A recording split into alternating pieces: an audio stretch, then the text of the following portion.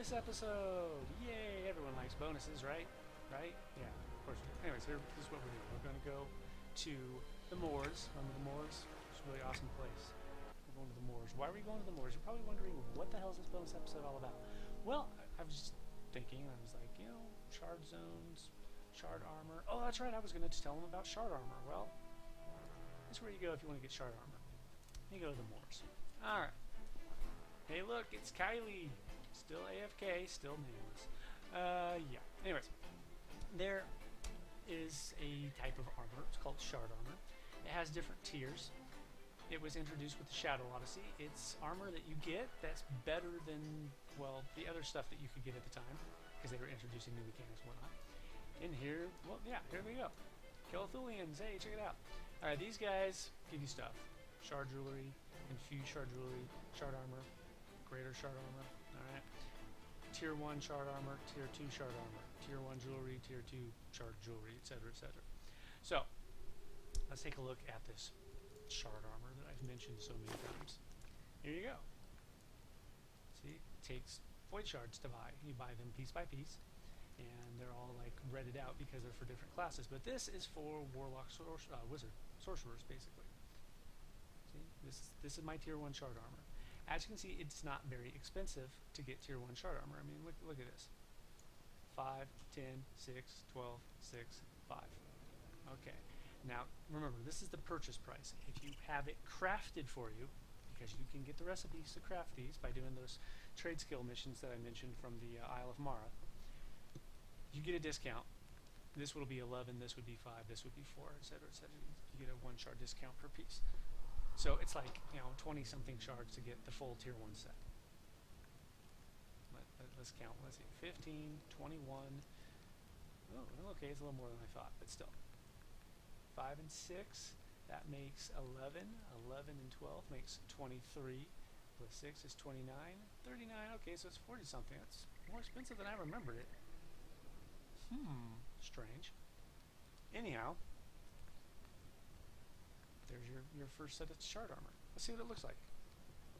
Where's the robe? There it is. It's scintillating. It's not all that visually impressive.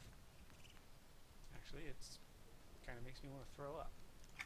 Yeah, let's take a look at the zealots. That's the Shadow Knight stuff.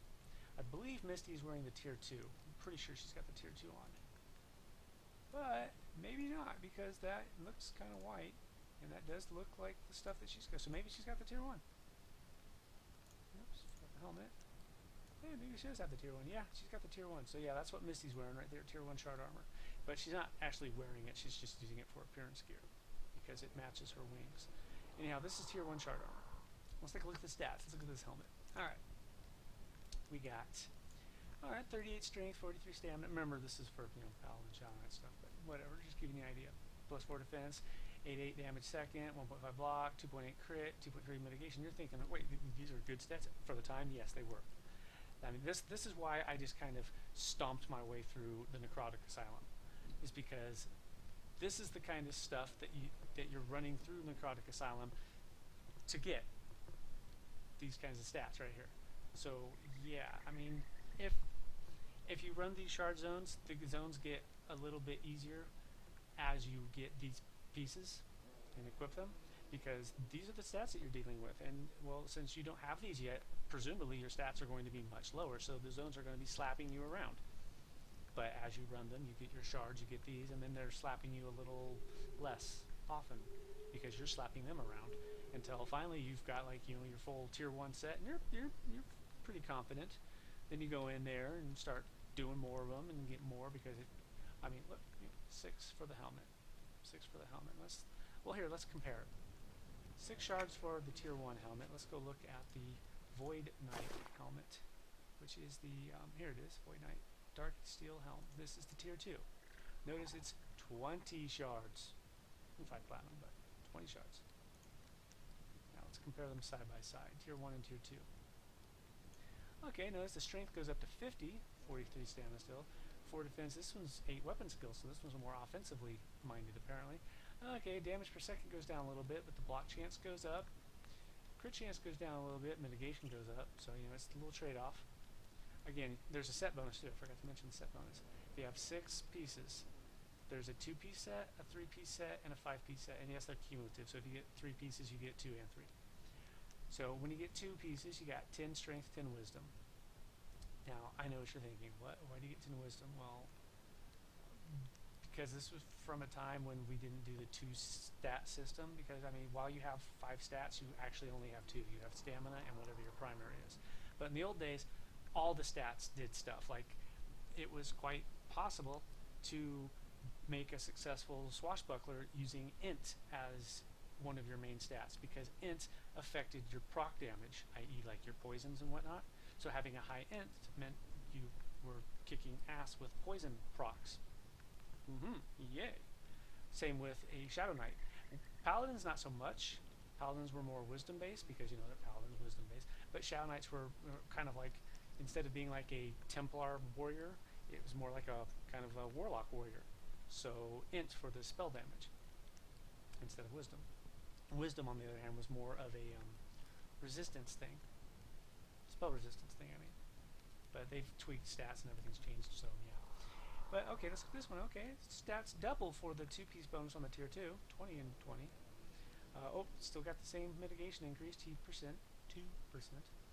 Greater enraging presence, ultra enraging presence. Tier 2 is ultra. Rawr. When damaged, this spell will cast blah blah blah, increases threat by 1,000.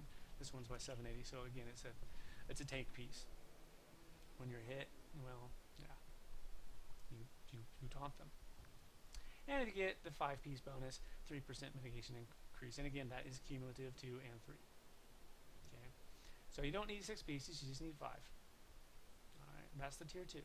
And obviously tier 2 is a little more expensive. It's over 100 shards to get a tier 2 piece, or set. 20, 16, look at that. Yeah. Let's take a look at the tier 2 stuff. What's it look like? Let's actually move the bar up so I can see all the pieces. There we go. Alright, Boy Knight helmet. Ba-bump. Oh, look, it's gray. Boy Knight grease. Ba-bump. Gray. Well, isn't that not cool at all? Boring. Okay, where's the... Oh, actually, we don't need these. Alright, so now that we've looked at those, that's shard armor. And then, of course, and like I said, they're, you know, different tiers. There's tier 1, tier 2, but there's also this guy over here.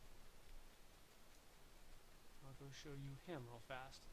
And there's another tier. There's 3rd tier armor, was added later, but it's for a not exactly shard zone. Actually, it's a mini raid zone called the Ward of Elements, but it's kind of like a shard raid zone. It's like the raid version of a shard zone. It's for 2 groups. It's not too difficult. I ran it with 2 people once. Then there's this stuff. This is the tier 4 shard armor. This is the raid shard armor. You need shards, not very many, but you also need the patterns. These drop from raids. These are all for wizards. This is because I'm a wizard, so it's going to show me my armor. Notice it's wizard, not warlock wizard. It's wizard. But let's take a look at them. So here we got 46 ant, 55 stamina, plus 10 defense, 3-1 crit bonus, 3-3 potency, and 104 ability mod, plus sorceress alacrity 5. Ooh, that sounds pretty cool, doesn't it? Well, let's take a look at what it does. Now, it's going to give you more specific bonuses in this case, like, for example, the 2-piece Ice Comet, Focus, Ice Comet 3. Increases base damage of Ice Comet by 15%. So basically, it increases the potency of Ice Comet, and only Ice Comet, by 15%. 4, you get Focus Fusion 2. Decreases the recast time of Fusion 2 by 60 seconds. 5 pieces gets you 5% potency. 6 pieces, this one has 6. Behold, 10% crit bonus. And it also has this, don't forget Sorceress Alacrity. Reduces the cast time of hostile spells by 5%. But remember, that will not apply to a spell that's already at the cap for cast time. So like, you know, if a spell takes 2 seconds to cast, it caps at 1 second. You can only cut it in half. Cast time still will then, you know, flip over into your double cast chance, but not in this case, because this is not giving you an actual cast time bonus. It's just reducing it modifies the spells themselves. So yeah, I will say that this armor looks a little cooler than the other one. See, it looks like the stuff that those guys over there were wearing. So yay. Man, where's the hood? There's the hood. See what the hood looks like. Yeah, now it look kind of cool, but yeah, I've seen better. The tier 3 stuff looks the best, I think. It's yeah, it's cool. I like the tier 3 stuff. So yeah, that's shard armor. And you get shards again by running shard zones and opening the shard chest. And one last time. Oh, don't forget the jewelry. Let's take a look at some of the jewelry. Here, let's look at the infused jewelry. We have the crippling band. For 15 shards, you can get this ring. It's a level 79 ring. And let's see what it does. 40 strength, 34 agility, 38 stamina. It's got some resist on it, some weapon skills. I mean, it's not great, but again, for the time, it was better than what was normally available. Kind of like Kylong was a break point. That was when they introduced some new combat mechanics. So when you first went to Kylong, it was kind of a slap in the face because enemies had mechanics that we didn't have yet. So we wanted to do the Kylong quest line to get the gear there because the gear was the first gear that had those mechanics since they just introduced it. I remember when I was on Tal, my Swashy running through that zone, I was just getting slapped around. I mean, I would dominate in Kingdom of the Sky, and then I would go to Kylong and they would just be slapping me around because they were doing stuff like double attacks and crap, stuff that I couldn't do because that mechanic didn't exist at that point. Well, now it does, but it doesn't apply to me because none of the gear I had, which predated the mechanic, had the mechanic on it. So yeah, they had a pretty distinct advantage. But once I had 2-3 pieces of armor from the quests, things started to normalize, and things were going right back to the way they used to be. And I was all like, Kia, cha cha cha, ka ka ka ka, and they were like, no, you're ganking us, and I was like, wow, and it was fun again, yay. But yeah, I see all this cool stuff. Decreases multi-attack chance of target by 5. Ooh, by 5. Because again, these from a time when the numbers weren't ridiculously inflated like they are now. I mean, come on. When you have people running around with a 1,500% chance to crit, I think your numbers are just a little bit bloated at that point. And you should never deal with more big numbers by making bigger numbers. Enemies are doing too much damage. Hey, I know. Why don't we just give the players 20 times the hit points? No. So Sony's always had that problem though. That's always been their go-to answer, and it doesn't really work.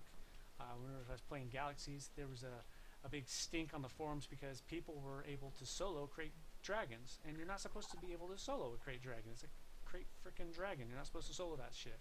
So what did Sony do? They addressed the problem. Oh, did they address the problem? They addressed it hard. This, by the way, is a heritage quest. And you should do it because it's a good heritage quest. But anyways, how did they address it? Simple. They gave it 5 million hit points. Ooh. That didn't make it not soloable. It just meant instead of taking 10 minutes to kill it, it took a half hour. You just did the exact same thing. I went out and I tested it myself, and I soloed a great dragon with my riflemen, because riflemen were able to solo it by doing conceal shot, which did massive damage, but it also it's kind of like one of those scout abilities where you use it and it puts you into stealth. Well, that's what conceal shot did. First off, you were already concealed when you took the shot, so you got a stealth shot off, but taking the shot also put you back in the stealth, although it did have a chance to fail. But a master rifleman generally didn't fail when they did, not too often. So, and it was very, not just very possible for them to solo those crate dragons. It was quite common for them, and that's what the stink was, because other classes couldn't do it. They didn't have that type of attack, and Sony's answer to the problem wasn't an answer at all. It was like you didn't change the mechanics in any way. All you changed was the number of times you have to repeat the process. You can still do 5 million points of damage doing this. You just have to do it a few more times. So yeah.